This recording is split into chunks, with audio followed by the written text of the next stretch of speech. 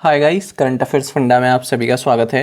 मैं हूं आपके साथ अभिषेक शर्मा और आज के इस वीडियो सेशन में हम 1 अक्टूबर तक के सभी इंपॉर्टेंट करंट अफेयर्स कवर करने वाले हैं। हमेशा की तरह आप वीडियो को अंत तक जरूर देखिएगा, आज भी आपको काफ़ी कुछ जानने के लिए मिलेगा। साथ ही गाइस, इस सेशन को शुरू करने से पहले आप सभी को बताना चाहूँगा, यदि आप हमारी daily current affairs PDF, weekly PDF और मंथली पीडीएफ चाहते हैं तो इस वीडियो के फर्स्ट कमेंट में दिए गए लिंक पर क्लिक करके पा सकते हैं। ज़्यादा जानकारी के लिए आप इस स्लाइड पर दिए गए सभी पॉइंट्स को जरूर पढ़ें। कोई भी आपका डाउट हो, कुछ भी आप पूछना चाहें तो हमें कमेंट बॉक्स में ज़रूर लिखें। तो चलिए फिर करते हैं शुरुआत इस वीडियो सेशन की। किस राज्य सरकार ने भारतीय महिला हॉकी टीम को सम्मानित किया और टोक्यो ओलंपिक में उनके प्रदर्शन के लिए 31 लाख रुपए का चेक भी दिया? ऑप्शंस आपके सामने है तेलंगाना, तमिलनाडु, आंध्र प्रदेश या फिर मध्य प्रदेश। सही आंसर होगा option D. So Madhya Pradesh state government felicitated the Indian women's hockey team and handed them a check of rupees 31 lakh in recognition of their performance at the Tokyo Olympics। देखिए जानते हैं इसके बारे में। तो मध्य प्रदेश के chief minister Shivraj Singh Chauhan ने यहाँ पर जो इंडियन वीमेंस हॉकी टीम है इसको फेलिसिटेट किया है और इन्हें 31 लाख रुपए का एक चेक भी दिया है। साथ ही आपको जानना चाहिए, जो हाल ही में संपन्न टोक्यो ओलंपिक्स हुए हैं उसमें जो भारतीय महिला हॉकी टीम है ये 4th पोजीशन पर रही है, क्योंकि ब्रॉन्ज मेडल के जो मैच हुआ उसमें एक ग्रेट ब्रिटेन से हार गई थी। साथ ही आपको जानना चाहिए कि मध्य प्रदेश के चीफ मिनिस्टर ने ये भी कहा है कि एक वर्ल्ड क्लास हॉकी स्टेडियम भी मध्य प्रदेश में बनेगा। आपको जानना चाहिए मध्य प्रदेश के गवर्नर मंगूभाई पटेल हैं और कैपिटल है भोपाल। देखिए फ्रेंड्स, 2 शब्द होते हैं, ये अगर आप डेली न्यूज़पेपर पढ़ते हैं ना तो हर दूसरे दिन आपको इन दोनों शब्दों में से कोई ना कोई मिल ही जाएगा और एग्जाम पॉइंट ऑफ व्यू से भी ये आपके लिए काफ़ी इंपॉर्टेंट है। कई बार पूछे भी चले जाते हैं, अलग अलग फॉर्म में पूछे जा सकते हैं ये दोनों शब्द। देखिए, एक तो होता है फेलिसिटेट, दूसरा शब्द इसी तरह होता है फैसिलिटेट। तो देख रहे हैं कितना कॉमन है और दोनों ही बहुत इंपॉर्टेंट जो है ये आपके लिए वर्ड है। तो जल्दी से जान लेते हैं इन दोनों में क्या अंतर है। देखिए, फेलिसिटेट का मतलब होता है प्रशंसा करना, ठीक है, किसी को सम्मानित करना। तो दोनों यूज में आप इसको यूज कर सकते हैं फेलिसिटेटेड। देखिए, to praise someone and say that you approve of or are pleased about a special or unusual achievement. तो इनकी जो इंडियन वीमेंस टीम की जो अचीवमेंट है उससे खुश हैं, उसकी तारीफ करनी है, तो इसको बोलते हैं फेलिसिटेड। एक एग्जाम्पल भी आप देख सकते हैं, the entire organisation should be felicitated. जो पूरी ऑर्गेनाइजेशन है वो जो है प्रशंसा के जो है काबिल है। तो इस तरह से आप समझ सकते हैं। दूसरा है फैसिलिटेट। फैसिलिटेट का मतलब होता है किसी चीज़ को आसान बनाना ताकि वो संपन्न हो सके, वो पॉसिबल हो सके। जैसे आप यहाँ पर देख सकते हैं, टू मेक समथिंग पॉसिबल और ईजियर। एग्जाम्पल अगर हम देखें, the new ramp will facilitate the entry of wheel chairs.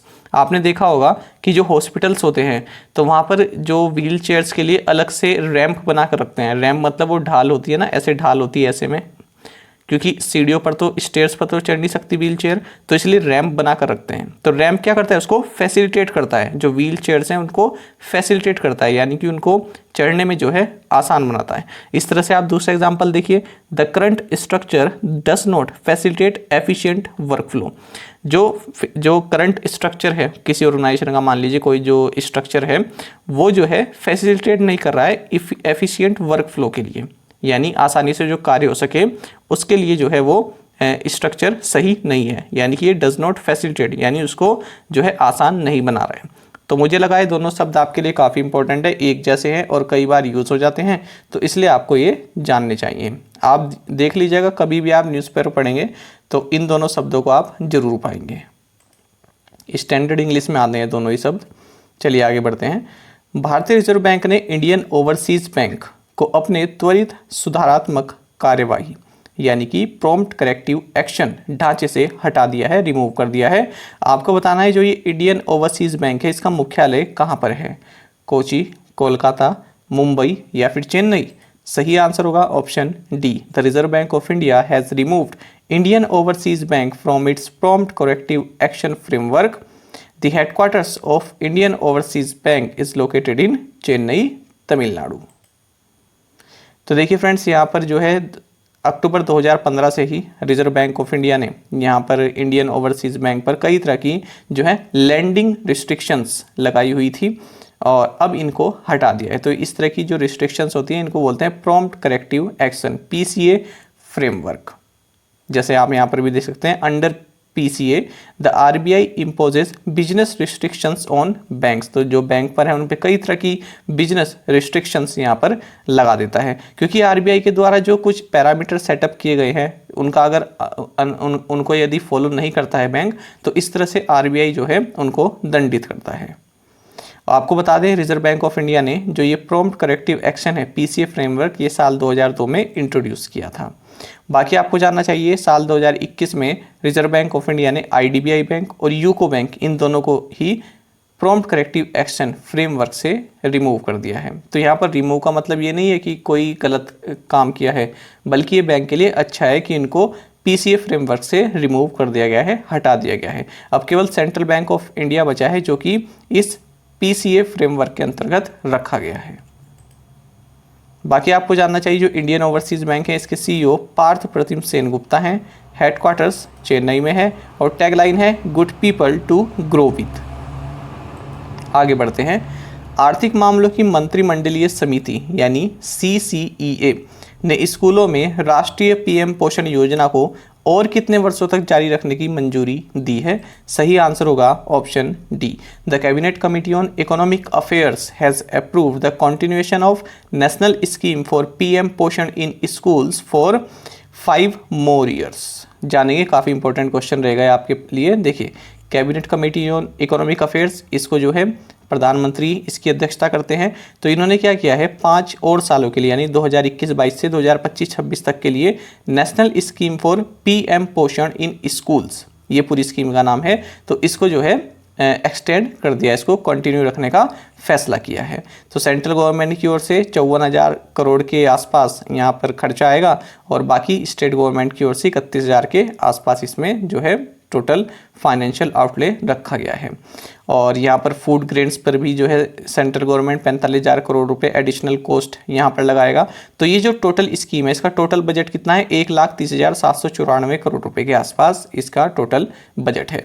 अब है मेन बात, तो आप सोच रहे होंगे कि ये स्कीम तो हमने सुनी नहीं। तो देखिए, ये स्कीम जो है ना, मिड डे मील स्कीम आपने सुनी है, जिसमें लंच देते हैं जो बच्चे होते हैं सरकारी या फिर सरकारी गवर्नमेंट एडेड स्कूल में जो बच्चे होते हैं क्लास 1 से 8 तक के, तो उनको जो लंच मिलता है वो आप जानते हैं मिड डे मील होता है। तो साल 1995 में इस स्कीम को लॉन्च किया गया था। और कई बार पूछा जाता है कि इस स्कीम को लॉन्च करने के लिए जो है कौन सी मिनिस्ट्री नोडल मिनिस्ट्री है, यानी इसके कार्यान्वयन के लिए कौन सी मिनिस्ट्री नोडल मिनिस्ट्री है? तो आंसर होगा मिनिस्ट्री ऑफ एजुकेशन। तो मिनिस्ट्री ऑफ एजुकेशन के अंतर्गत आती है ये मिड डे मील स्कीम। तो अब इसी का ही नाम सरकार ने कर दिया नेशनल स्कीम फॉर PM पोषण इन स्कूल्स। आई होप आप समझ गए होंगे इस पूरे ही क्वेश्चन को। आगे बढ़ते हैं। प्राचीन मंदिर केंद्रित संस्कृति को पुनर्जीवित करने के लिए किस राज्य ने धर्म पथम पहल शुरू की है? केरल, कर्नाटक, तेलंगाना या फिर आंध्र प्रदेश? सही आंसर होगा option D. So Andhra Pradesh launched Dharma Patham initiative to revive ancient temple centric culture. तो देखिए, जो एंशियंट टेम्पल हैं तो उनसे जुड़े जो भी कल्चर हैं तो उनको फिर से रिवाइव करने के लिए, यानी उनको फिर से जो है अस्तित्व में लाने के लिए, ठीक है, आंध्र प्रदेश के chief minister YS Jaganmohan Reddy ने धर्म पथम इस तरह का एक इनिशिएटिव लॉन्च किया है। बाकी आप जानते हैं कि आंध्र प्रदेश के गवर्नर बिश्वभूषण हरिचंदन हैं, chief minister YS Jaganmohan Reddy हैं और कैपिटल है Amravati. Indian Navy sailing championship 2021 का आयोजन कहां पर किया जाएगा? सही आंसर होगा option A. Indian Navy sailing championship 2021 is to be conducted in Mumbai, Maharashtra. देखिए, Indian Navy watermanship training centre है मुंबई में। तो ये जो है largest intra navy sailing regatta इसको होस्ट करेगा और इसका नाम है इंडियन नेवी सेलिंग चैंपियनशिप 2021, 1 से 5 अक्टूबर के बीच में। ये वाला क्वेश्चन इंपॉर्टेंट रहेगा आपके लिए। आयुध निदेशालय के पहले महानिदेशक के रूप में किसने पदभार ग्रहण किया है? सही आंसर रहेगा option B. So E.R. Sheikh has assumed charge as the first Director General of the Ordnance Directorate। तो E.R. Sheikh ये बने हैं ordnance directorate coordination and services के फर्स्ट डायरेक्टर जनरल। आपको बता दें जो ये ऑर्डिनेंस डायरेक्टरेट है ये ऑर्डिनेंस फैक्ट्री बोर्ड का एक सक्सेसर ऑर्गेनाइजेशन है, यानी इसको रिप्लेस किया है इसने, ऑर्डिनेंस डायरेक्टरेट ने। वृद्ध व्यक्तियों के लिए अंतर्राष्ट्रीय दिवस 2021 जो कि 1 अक्टूबर को मनाया जाता है, इसका थीम क्या है, इसका विषय क्या है? तो 4 ऑप्शंस आपके सामने हैं, सही आंसर होगा option A. So digital equity for all ages is the theme for 2021 international day of older persons. तो देखिए international day of older persons से कब मनाया जाता है, 1 अक्टूबर को मनाया जाता है, और इस बार 2021 में इसका थीम रहेगा digital equity for all ages. वरिष्ठ नागरिकों के सम्मान में किस मंत्रालय ने वायु नमन कार्यक्रम आयोजित किया है? Ministry of education, ministry of tribal affairs, ministry of rural development या फिर ministry of social justice and empowerment? सही आंसर रहेगा option D. So ministry of social justice and empowerment organised Vayu Naman program in the honour of senior citizens.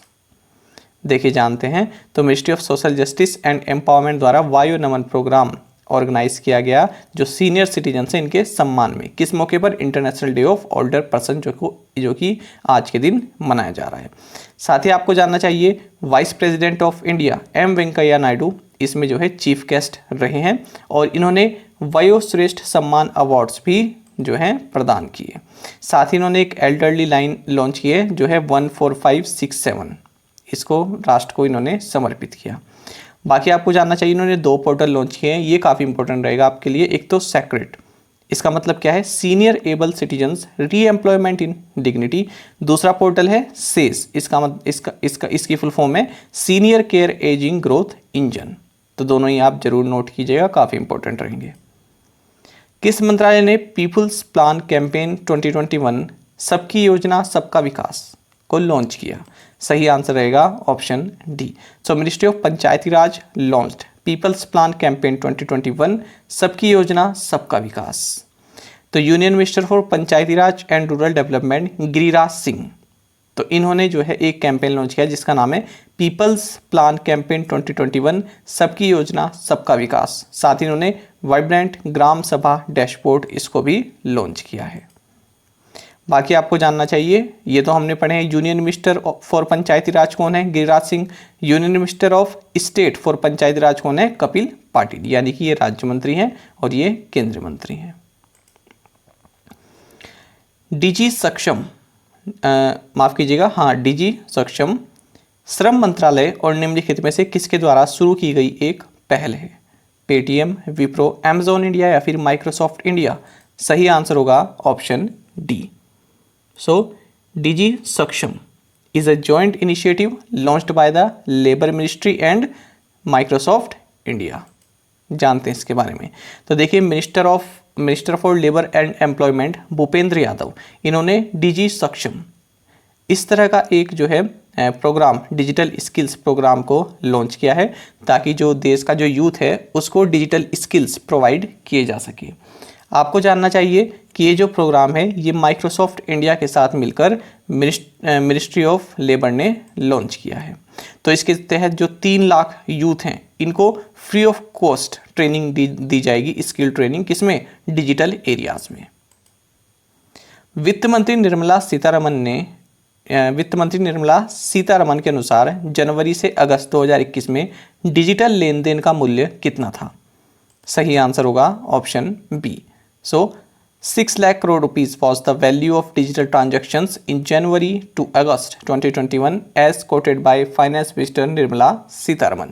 देखिए friends, अब exam में क्या होता है ना, जो ये स्पीच होती है या फिर जो किसी सबमिट में जब ये लोग जाए रहते हैं, जैसे प्रधानमंत्री हो गए या फिर फाइनेंस मिनिस्टर हो गए, तो ये लोग जो आंकड़े प्रोवाइड कराते हैं ना, तो वहाँ से भी क्वेश्चन पूछ ले जाते हैं, इसलिए इनकी स्पीच जो है काफ़ी इंपॉर्टेंट होती है। तो देखिए अब इन्होंने क्या कहा है, जानेंगे इस बारे में।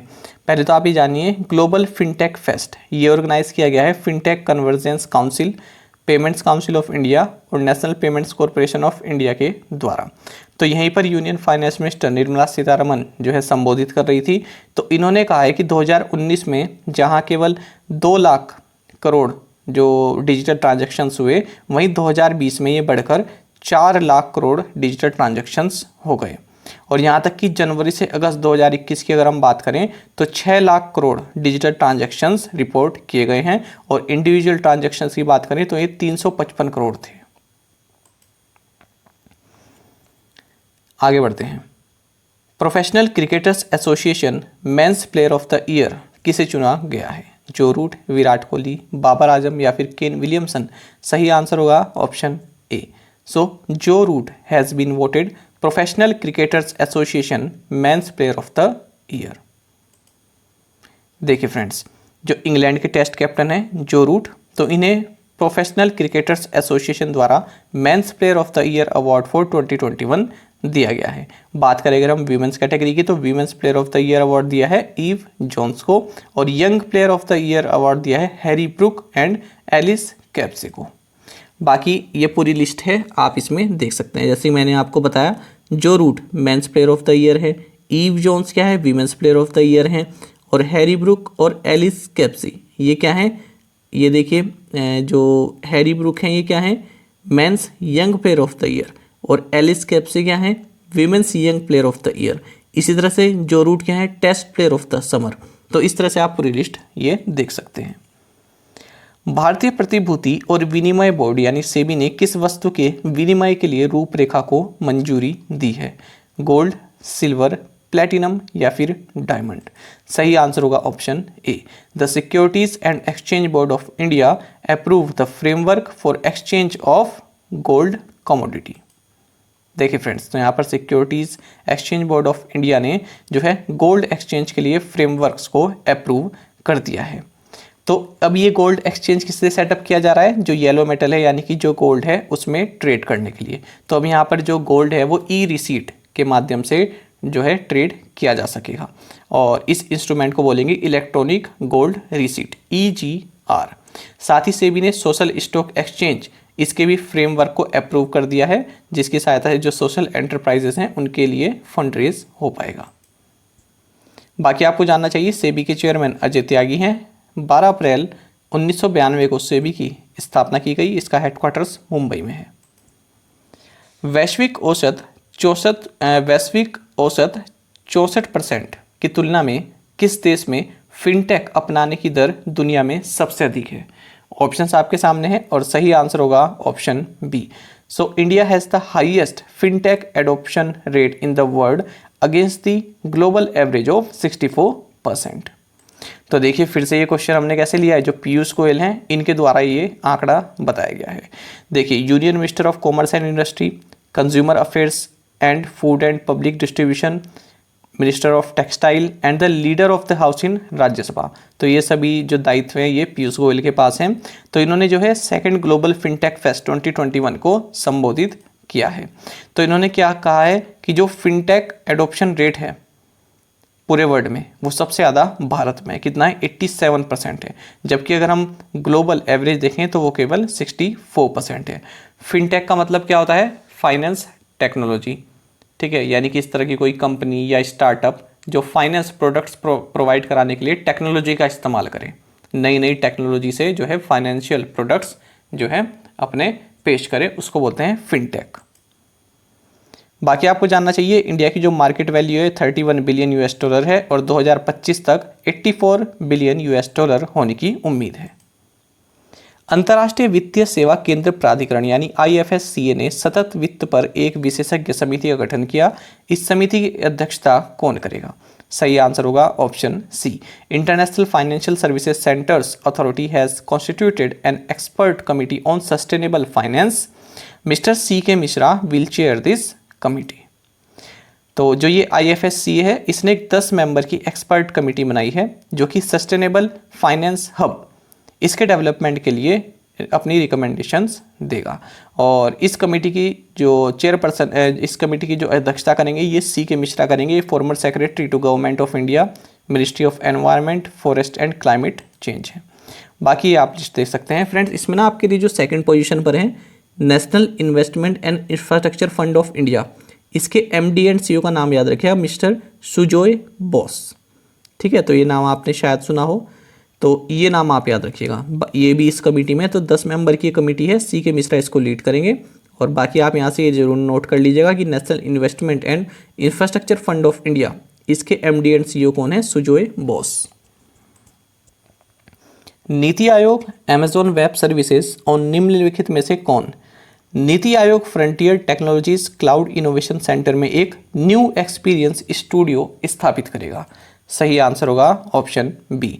The NITI Aayog, Amazon Web Services and Intel will establish a new experience studio at the NITI Aayog Frontier Technologies Cloud Innovation Center। तो देखिए जो नीति आयोग है, Amazon Web Services है और Intel है, तो इन तीनों ने कोलैबोरेशन किया है जिसके तहत जो NITI Aayog frontier technologies cloud innovation centre है, यहाँ पर ये एक न्यू एक्सपीरियंस स्टूडियो इसको इस्टेब्लिश करेंगे। और ये जो नीति आयोग का जो ये सेंटर है, ये न्यू दिल्ली में ही है, ठीक है, नीति आयोग के ऑफिस में ही है। तो अब ये जो एक नया एक्सपीरियंस स्टूडियो जो यहाँ पर इस्टेब्लिश करेंगे, तो इसका क्या फ़ायदा होगा? देखिए कोई स्टार्टअप है, कोई इंटरप्राइजेज है, किसी तरह का इनोवेशन वो लेकर आना चाहती है, कोई प्रोडक्ट है उसका, तो उस बारे में यहाँ पर चर्चा की जा सकती है, इस सेंटर पर चर्चा की जा सकती है। कोई प्रॉब्लम सॉल्विंग स्किल है, कोई प्रॉब्लम सॉल्विंग प्रोडक्ट है जो कि नेशनल लेवल पर जो है काफ़ी यूज़फुल हो सकता है, तो उस तरह की मीटिंग्स यहाँ पर हो सकती हैं। बाकी आपको जानना चाहिए जो NITI Aayog frontier technology CIC है, इसकी स्थापना अक्टूबर 2020 में की गई थी। अब देख लेते हैं प्रीवियस असाइनमेंट क्वेश्चंस के answer. What is the capital and currency of Syria? So capital is Damascus and currency is Syrian pound. Which country named cyclone Gulab? So Pakistan ने इसको नाम दिया था। Which country named cyclone Shaheen? तो इसको दिया है कतर ने। शाहीन का मतलब होता है रॉयल वाइट फाल्कन और हॉक यानी कि बाज। Who is the chairperson of national commission for scheduled tribes? Answer is Harsh Chauhan. And the fifth question is, in May 2021, Sky Guardians 1 exercise was held between which two countries? Answer is Pakistan and Egypt। और आप में से कई students ने बिल्कुल सही answer दिया है। इसी तरह से फ्रेंड्स आप पार्टिसिपेट करते रहिए। चलिए देखते हैं आज के असाइनमेंट क्वेश्चंस, और यदि आपको हमारा कंटेंट अच्छा लगता है तो आप वीडियो को लाइक भी कर सकते हैं। सजुलांग और Miji tribe belongs to which state? चर्चा में है, जरूर बताइएगा क्यों चर्चा में है। What is the full form of Pragati platform? What is the capital and currency of Mongolia? Where is the National Gallery of Modern Art located? The government has extended the validity of documents related to Motor Vehicles Act 1988 and Central Motor Vehicle Rules 1989 till which date? तो पांचों questions के answer आप हमें comment box में जरूर बताएं। यदि आपको एक क्वेश्चन का आंसर भी आता है तो वो भी आप हमें कमेंट बॉक्स में बता सकते हैं। फिफ्थ क्वेश्चन आई होप आप समझ गए होंगे। जो डॉक्यूमेंट्स की वैलिडिटी है आप समझते आ रहे हैं ना, कि कोई लाइसेंस किसी को अपना रिन्यू कराना है, इस तरह की जो सुविधाएं हैं व्हीकल से संबंधित, तो उसकी डेट जो है बढ़ाई जा रही है बार बार, तो ये आपको बताना है अब उसकी डेट बढ़ाकर कितनी कर दी गई है। साथ ही करंट अफेयर्स फंडा को आप टेलीग्राम पर भी ज्वाइन कर सकते हैं। यहाँ पर रेगुलर वीडियो अपडेट्स और करंट क्विजेस हम आप सभी के लिए डालते हैं। साथ ही डिस्कशन ग्रुप में आप किसी भी क्वेश्चन का सोल्यूशन पा सकते हैं। दोस्तों यहाँ पर हमारे करंट अफेयर्स की प्लेलिस्ट दी गई है, इसको आप जरूर देखें। अपने दोस्तों के साथ जो फेलो एस्पिरेंट्स हैं उनके साथ हमारे करंट अफेयर्स को शेयर जरूर करें। आज का ये सेशन आपको कैसा लगा हमें कमेंट बॉक्स में जरूर बताइएगा। Thank you guys.